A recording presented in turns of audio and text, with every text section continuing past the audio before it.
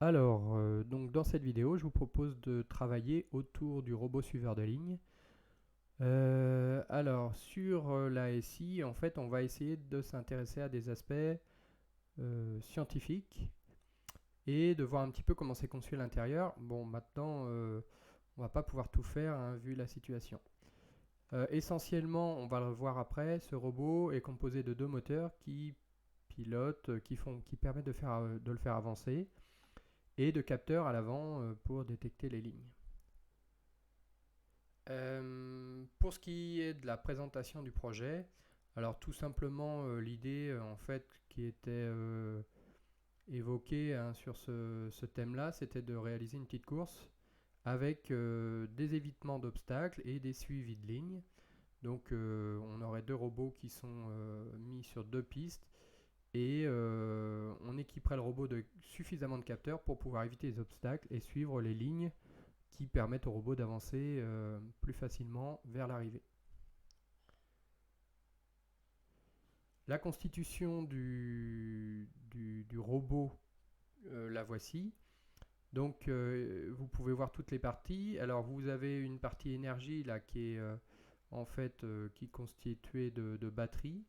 Donc il y a différentes technologies de batterie, je ne m'étends pas, mais voilà, c'est essentiellement ça. C'est assez classique, hein. Après, vous allez retrouver donc une carte Arduino avec une carte fille dessus qui permet d'aller justement piloter les deux moteurs. Ici, on voit que les moteurs, donc, ce sont en fait des motoréducteurs. Donc, on a le moteur va piloter, va permettre de faire tourner la roue, mais à travers un ensemble de jeux d'engrenages qui est le réducteur. Donc, on appelle ça un motoréducteur. Quoi d'autre? Eh bien, l'équilibre du robot, on aura une petite bille à l'avant pour permettre justement d'avoir un appui. Ensuite, pour détecter les lignes, notamment, vous avez des petits détecteurs infrarouges qui sont à l'avant. Et l'idée, si on arrivait à finir ce robot, ça serait d'ajouter un module Bluetooth pour piloter à distance ce robot avec son téléphone et de créer une application sur le smartphone. Dans un premier temps, on va regarder tout ce qui est motorisation. Alors là, les petits moteurs que vous avez là, en jaune justement, sont des moteurs réducteurs, sont ceux que vous avez sur les maquettes des robots qu'on utilise. Donc là, on voit bien le moteur et derrière, à l'intérieur de la boîte jaune, le jeu d'engrenage. L'idée de cette séance, c'est de regarder un petit peu toutes les technologies de moteur qui existent, sachant que nous, on sera sur des tout petits moteurs de faible puissance. Le rôle essentiel des moteurs, c'est ce qu'on appelle la conversion de l'énergie électrique en énergie mécanique. Généralement, donc, on représente ça sous cette forme-là. Donc, c'est un bloc qu'on appelle convertir, qui fait partie de la chaîne d'énergie. Et l'énergie mécanique qui va être créée grâce à ce bloc, ce moteur, ne va pas réaliser directement l'action. Généralement, on a une partie transmission de l'énergie mécanique. Voilà, c'est assez classique comme schéma. Donc le moteur qui est la partie convertir et la transmission mécanique, alors qui peut être de beaucoup de types, hein. Par exemple, dans le cas du moteur jaune, transmission mécanique, c'est tout ce qui est réduction de vitesse, le réducteur qui est là. Mais vous pouvez avoir des mécanismes plus complexes pour réaliser l'action qui va suivre. Et souvent, on s'aperçoit que pour réaliser des actions mécaniques dans le domaine des sciences de l'ingénieur, on utilise des moteurs. Alors, nous, on va présenter tout ce qui est moteur électrique. Donc, pour chacun des moteurs, on va définir un petit peu de quel type d'alimentation on dispose. On va définir aussi les applications et puis les principales caractéristiques. Si on regarde ici les trois exemples qui sont donnés, vous avez donc le petit motoréducteur qu'on utilise sur notre robot. Et vous avez ici un aspirateur autonome. Donc on retrouve à l'intérieur deux roues, c'est un peu sur le même principe du robot, deux roues motrices avec des réducteurs. Alors là, c'est un petit peu plus complexe. On appelle ça des trains épicycloïdaux, les réducteurs qui sont utilisés. Et ici, le chariot de golf. Donc C'est assez classique ça aussi, un moteur là qu'on voit bien avec une partie réduction qui permet de transmettre l'énergie aux roues.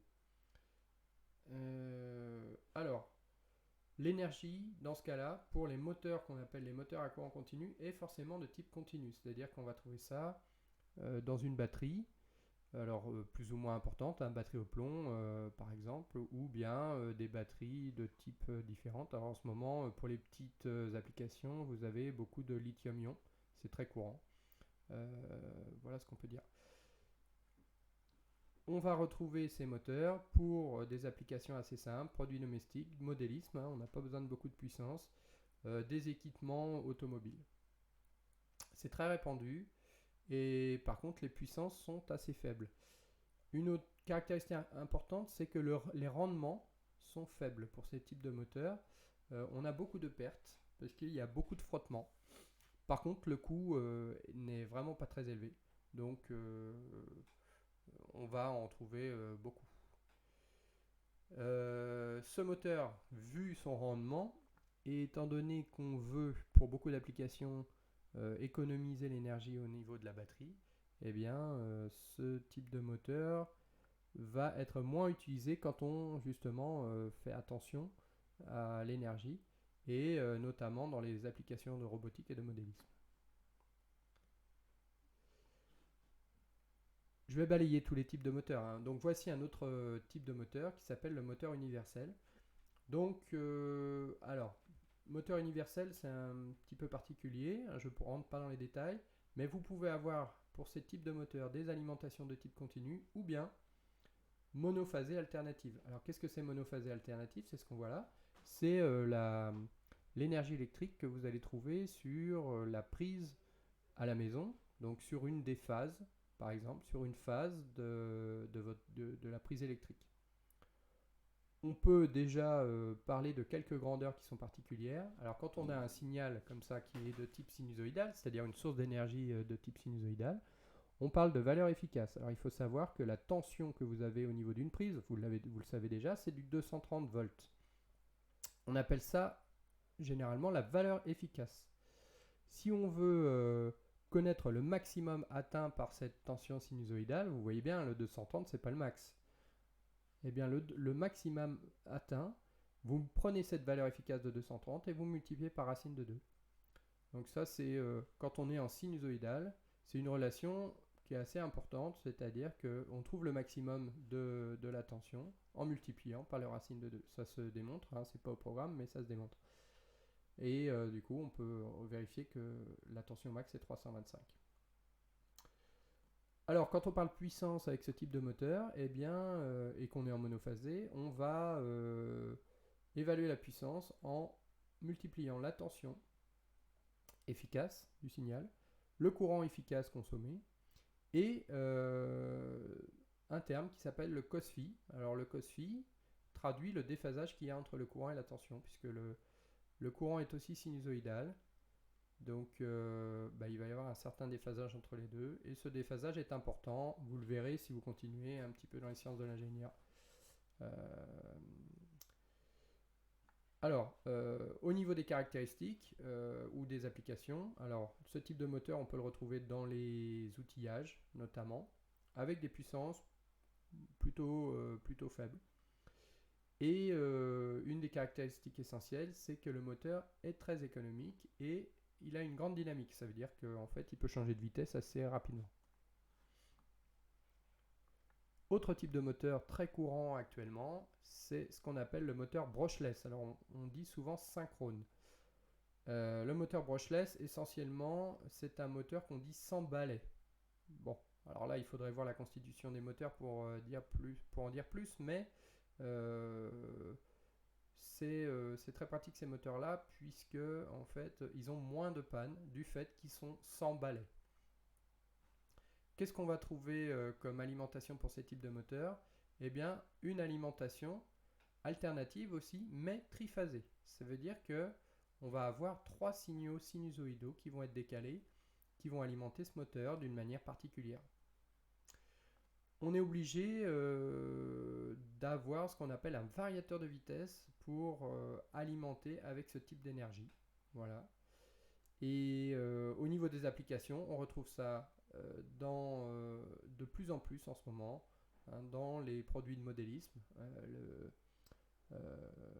les drones, mais aussi dans des produits de loisirs, genre la roue du vélo, hein, électrique. Donc le vélo électrique, le moteur est dans le moyeu de la roue et c'est un moteur brushless. Une des caractéristiques particulières, c'est une vitesse très élevée et une usure très faible. Puisque justement, je le disais tout à l'heure, il n'y a pas de balai. Alors là, il faudrait rentrer dans la constitution des moteurs pour voir ce que c'est un balai. Mais un balai, c'est quelque chose qui transmet l'énergie par frottement. Alors dès qu'il y a du frottement, il y a de l'usure. Si vous n'avez pas de balai, il n'y a plus d'usure. Dernier type de moteur dont on veut parler, hein, des moteurs très courants, vous en avez autour de vous, partout, énormément d'éléments de forte puissance qui sont mis en mouvement le son grâce aux moteurs dits asynchrones.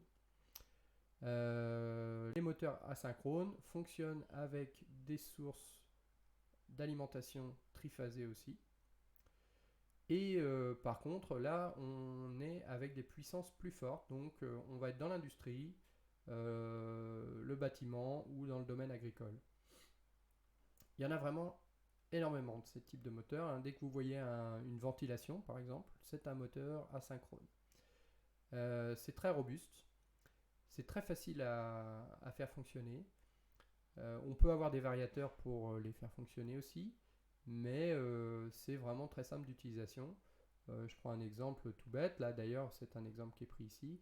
Une pompe de relevage d'eau, c'est un moteur asynchrone, hein. Il suffit de brancher sur une prise. Alors là ici vous avez une prise monophasée, mais on va aussi souvent trouver ces moteurs-là en triphasé. Et puis ça tourne de manière très, très simple. Voilà un peu pour tous ces moteurs. Alors, ce que je vais vous demander de faire, donc sur la page suivante, vous voyez qu'on vous donne différents exemples de perceuses. Il va falloir compléter le tableau qui est dessous en se posant la question des applications de chacune de ces machines. Donc, en gros, est-ce que je vais être dans un atelier? Est-ce que je vais être dans la maison? Est-ce que je vais être dans un bureau d'études, etc. Vous devez trouver aussi les sources d'énergie qui sont possibles par rapport à ce que je vous ai expliqué avant. Donc vous pouvez aller sur Internet, essayer de chercher un petit peu, hein.